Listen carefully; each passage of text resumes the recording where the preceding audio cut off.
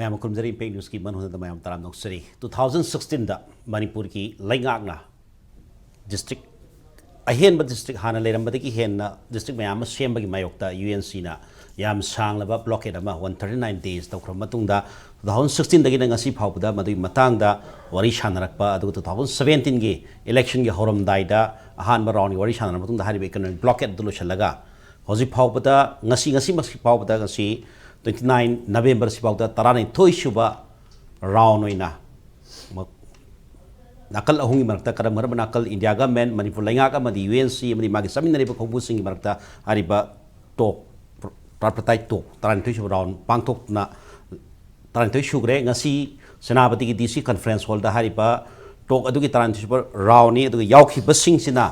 UNC की म्यूसिंग अदुगी इंडिया गवर्नमेंट माइकैदा AK Mishra adviser Ministry of Home Affairs is amadi Manipur ngaki makheti ki Chief Secretary Commissioner Home amadi SIV gi adu official ma yauna hari ba to pangthoki habi gi dulu wa pham ma leire adu maduda yauri ba points tarani thorak sanarak ba round sida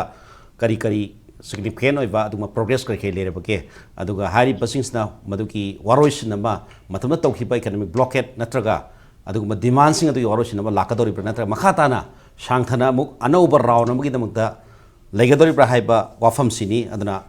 Taran and Tishupa, Tripartite, to have a topic the Peg News City, Langsin Bib, say, Hectana, Langsin Biboza, Pradip phanjoubam, editor, IRAP Hamdoza, Pradip Noxeri, and the Colonial Namaya, Langsin Biboza, Dr. Y Premananda, head Department of Law, Manipur University, Premananda Noxeri, Loyana, Naki Batunda, Yobiragla, Lambi, the Labor Haitare, Oza, Professor W Nabakumar, former head Department of Anthropology, MU. Jang haktang lere ga option birakani habi waham lere aduna tum haujan zaraga tokshi haujan zaraga ja Pradip ti hana ba waham ne thamjake maroina sai in introduction da thamjari ba maina 12 rounds sure haitare 2016 dagi lakpa 17 gi hobadigi sarakpa wari se adu mamang da recently 11 round du fangthokra matung da political party gi mihut yaugde Manipur lenga ki yaugde habi gi waham lei mamang da yaugi pasi 10th round da 10 super round da yaugi ba singsi Manipur lenga ki mai kai degi Tarasubadi nate atopa meeting of the Mifam the Haitare, Manipuri Minister Home Yawe, Hankalian Yawe, Duga, Dr. Radhesham Amadi, Dol City Ko Yawi, Hanks Yaudi among Yaudi have been no items later. Tanzania from the Heidi, but Taran Turak Surapusida must be significant progress Haitare, Kariki, Wupanga have opened the Kamaitan News. Sigis da Quinta Sena, Akoi Manipurgi,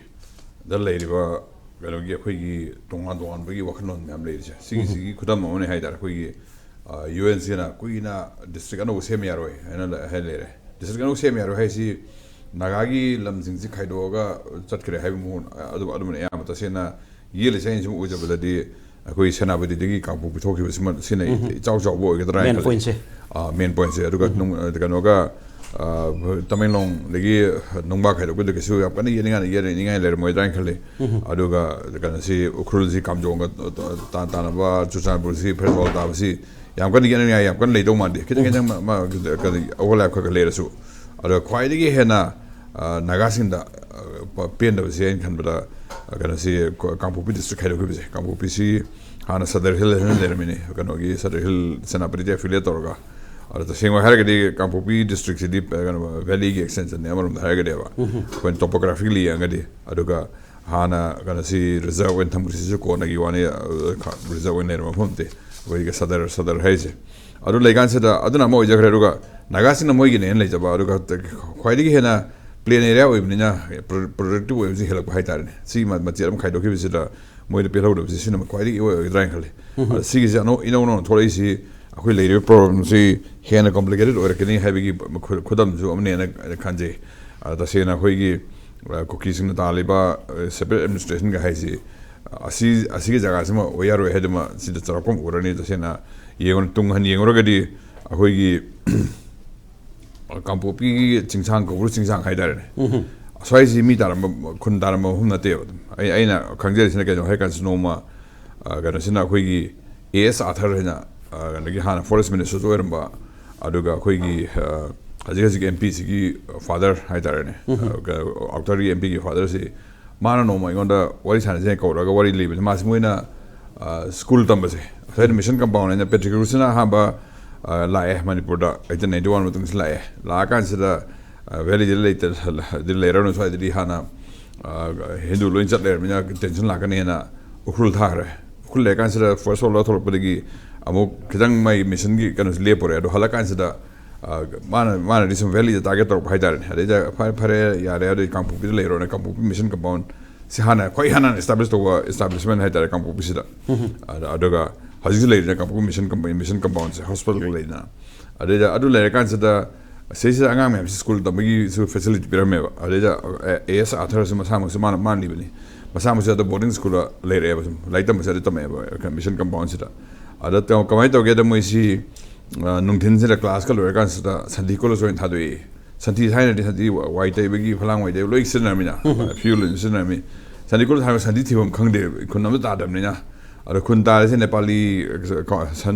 san loi ba sing kadang ya temporary oina da kun ma sam cha nun pani ka le asum kun ni na tana kun na te daram de chingmai sida aduga mission compound na main building on there me adu na kan da ma ni ma khata khale kan da hoi gi ti kip gen gi yong ko sare he se an sida adu yum ani sile hena yum phadam da leram de adu phajan sa ba hai dar ne adu pungang hang ba hum ne ba adu na si ma hum sida sadar hilna adu hai tham se ko hoi gi Tuana kan si reservoir in Thambalam we settlement of ex servicemen mem le hensi kind of hoi cutting na kan gi hoi hill minister ko ringan sa hoi Manipur India tin ringan sa mai tor British ki le kan sa mai same hi ba koi hanan same hi kun ji gatil ma mission hai gatil ma mission moi gi leaders ni jukin progressive way bhai ta koi kolak pa le roi adu mai lenem gi settlement ni club empul ex servicemen le na ba kan tor ga same ke brin hai ba mai don hogi ba mafum ne da nagasing de moi ne claim dog ba da hajikis na kamai da ke da cookies ne na machine hengale kun ji 1966 house da hoigi kabul se reserve forest hai si chingi sorti ka khalaga ching ngam jaga do adu ke makha kun da sing di reserve forest na deba adu kun da ba mathak angam jaga sing si han forest yam thick forest le ma khoi ngam ho kan ni kabul ka chakan khangawi asi mathak si ge reserve forest le ba reserve forest declare tor da is da moina kun ma sing si khangde ya de na kun ma sing khangde kai ga le khangde ya de adu ga kun si moina reserve forest la ke helam de hen jalam ga na moina set aside na either set aside or one acquire to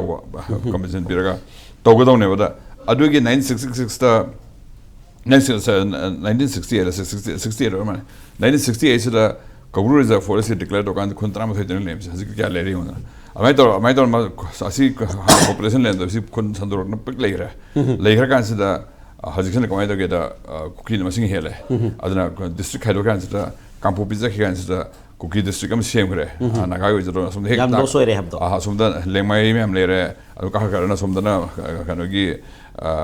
thangal me maram thangal adi pomai masang ta ra na adu moi gi ne le jaram du ko to an se to ga khoi se ja ta se ha gi administrative we na khai na mo ri script kan ro jo bone la khoi di administrative ki posi yaw de khoi lam na kan thana me mo da administrative we ga di sei administration to sun wai ni adana si khai doksi hai lam ko pan no ai ni hai wi bonda leba am na problem ina to wor ga di district masing yam he hin phari amon ha ga di ala khoi sam ha kan sa valley da infal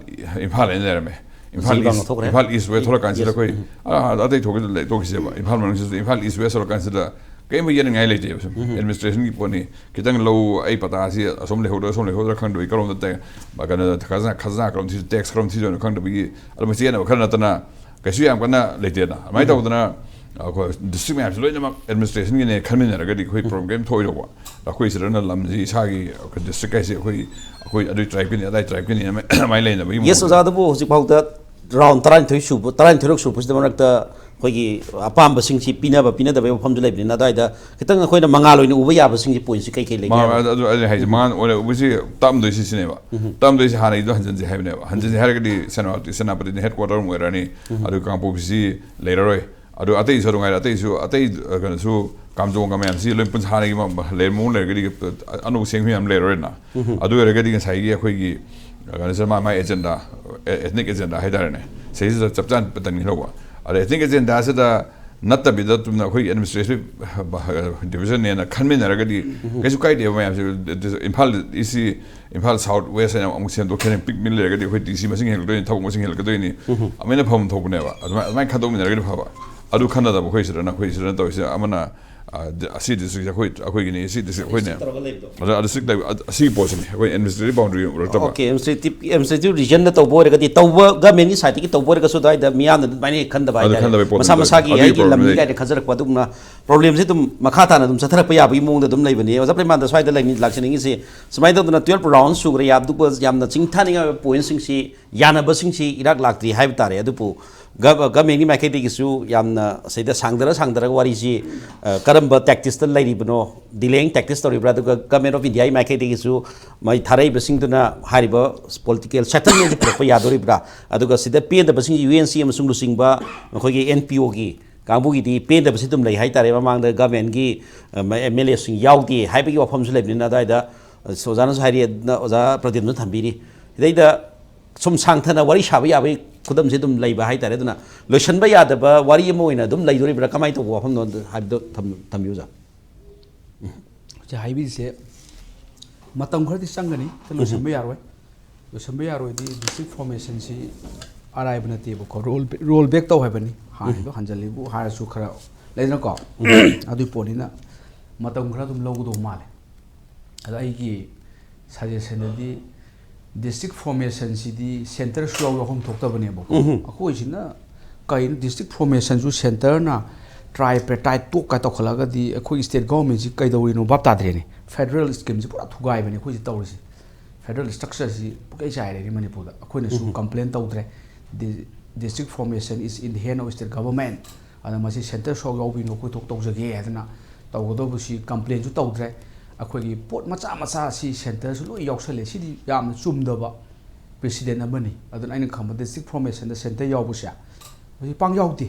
हा border the लेबा state अदि याम disputed ओइबा दुम ओरगदी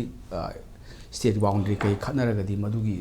jurisdiction जी centre द पियबको अदुग माइ case Supreme Court direct थारकनी अदु बगी पोस्ट सो नतबा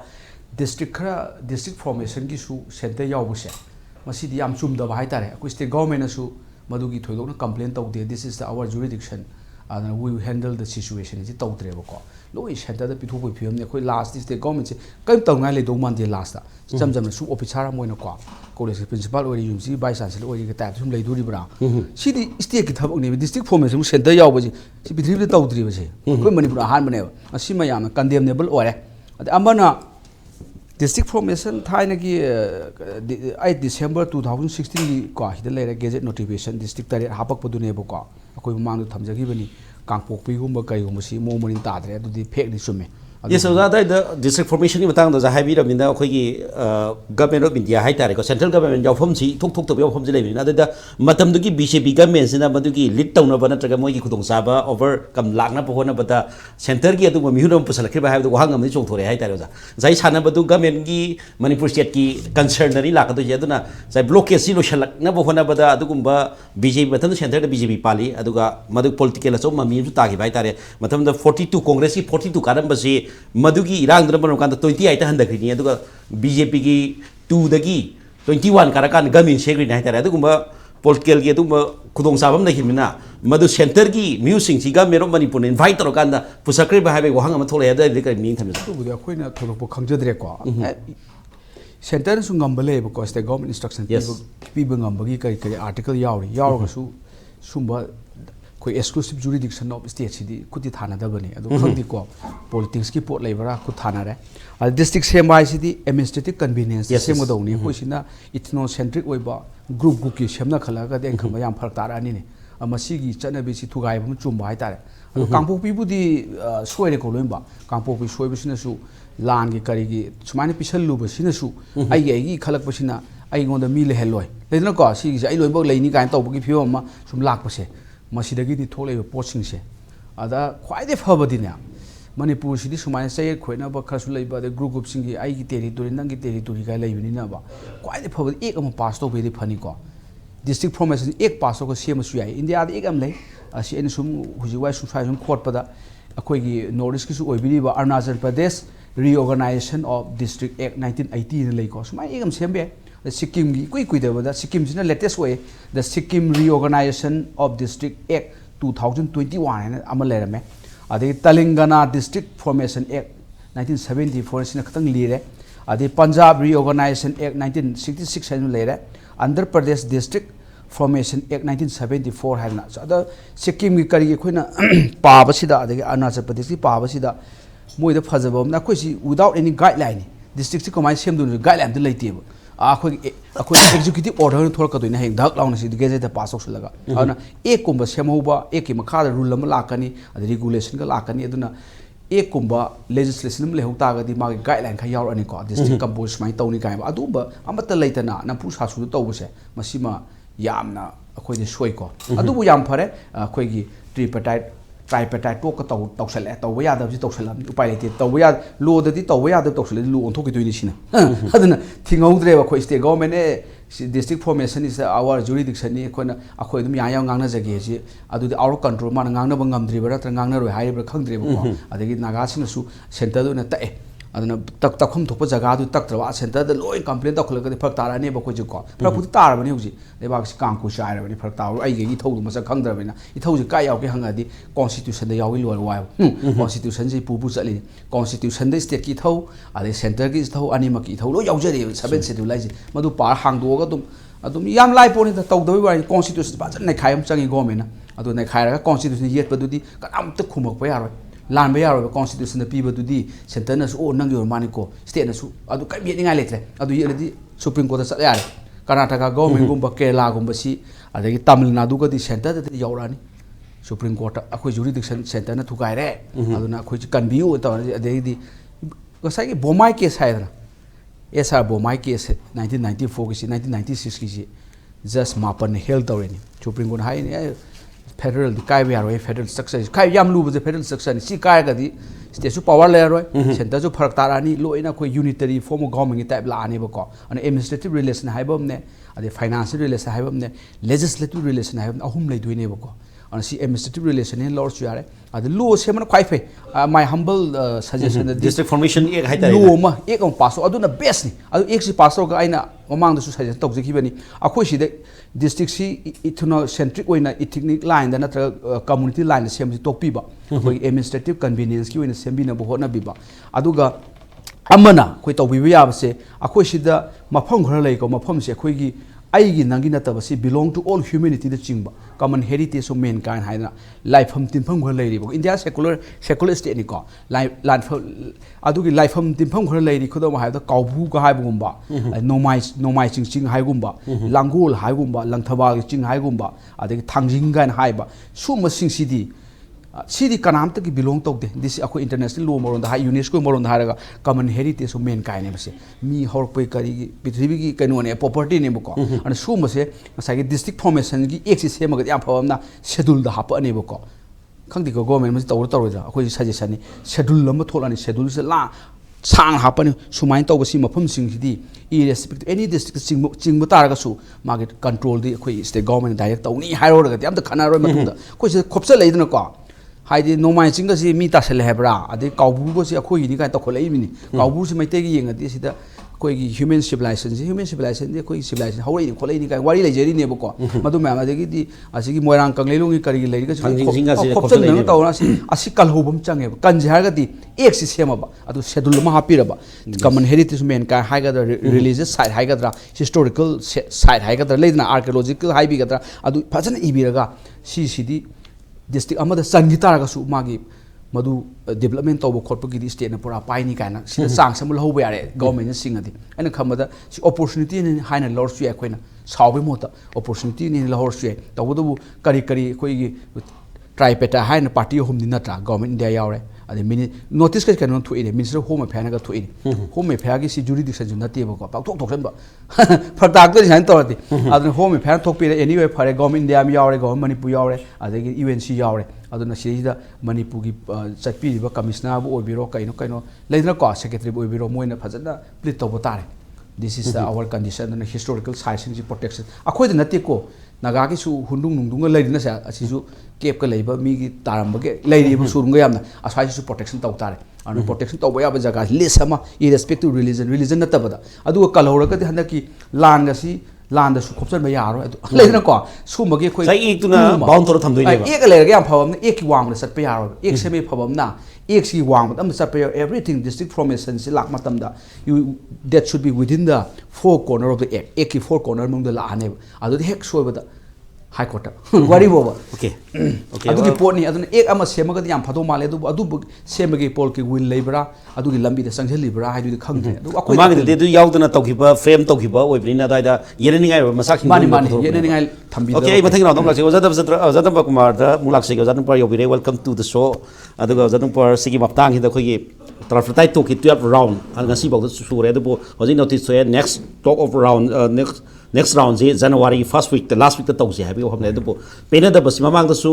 UNC ki party sina penja da basi Manipur lenga ki mihu sing yaw da tama amuk anirak yaw khre adu maduna hairami ba wafam si minister singtana si minister da madi wafam da pukalage adu ga khanage haibidi adu makhata basing da Manipur lenga ki official sing haitare MLA sing amta yaw tre ngasi su MLA sing yaw de haitare aduna adu pena da dum nei ba aduna masin maro kanda 2016 dagi ngasi bhok 12 round sure sahi ni pan su jale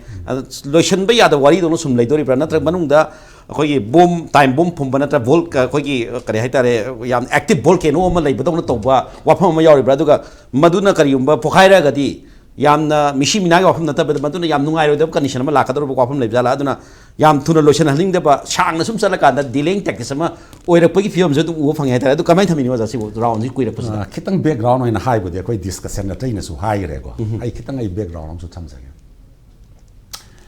oi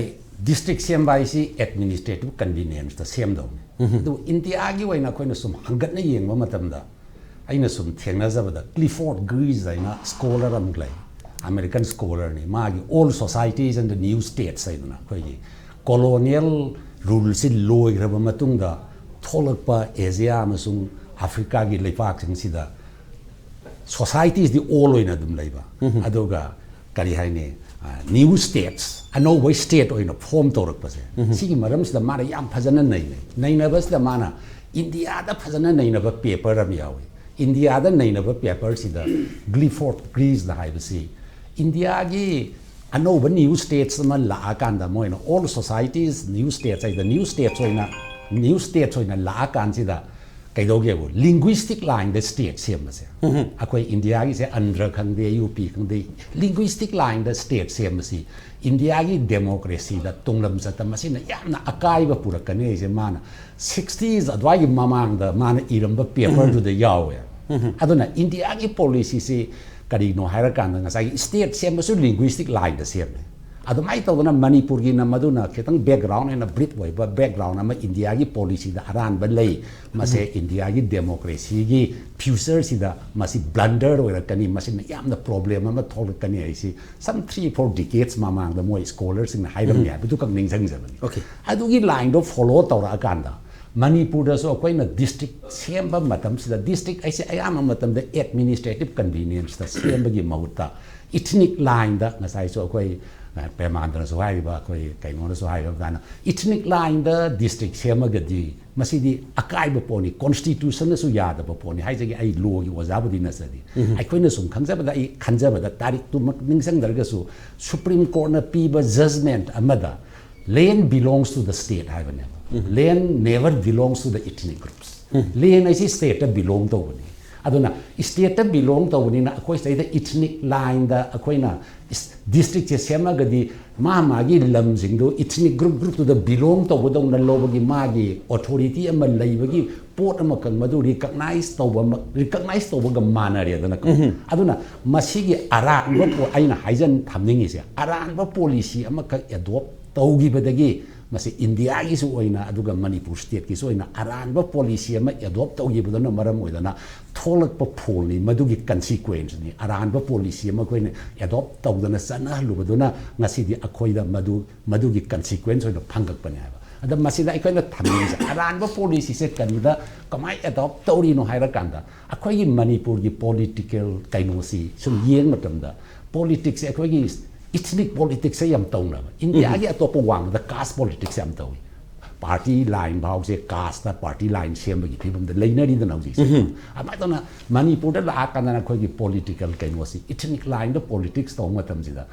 khoi gi administrator sing sing na kai go matam da hek kari hai ni naga हाइबना अखोइना हाइरिबा तोंगान तोंगान बे ethnic group यावरिबा सुई सोमदा लेरिबा group सिंसे control तोंबा ethnic group अमा control तोंनबा होनबा ethnic group अमागी interest दा तोंगसनबा गुमा सोम नाकन ethnic group अमा मु control तोंन होनबा अमद अमुक तोंबा अदुनदि balance करी हाइनी इथनिक पॉलिटिक्स तोबा मतमजिदा बैलेंस सानरुबदना अदुगी इथनिक पॉलिटिक्स असोइबनेबा तौरइबा पोसे